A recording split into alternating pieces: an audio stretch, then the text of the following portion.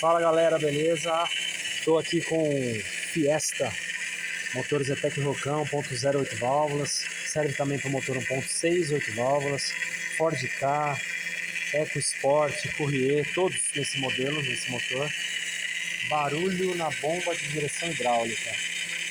Muitas vezes acha que é bomba, gasta uma fortuna, mas não é. Primeiro passo, vem no reservatório, o carro funcionando, vai abrir a tampa e vai olhar lá dentro, ó. Tá borbulhando, tá vendo? O óleo lá, como se estivesse fervendo o óleo mesmo. O problema é reservatório. O reservatório estoura por dentro, pega ar no sistema e faz esse barulhão danado. Então fica a dica aí. Aconteceu isso, ó. O problema é reservatório.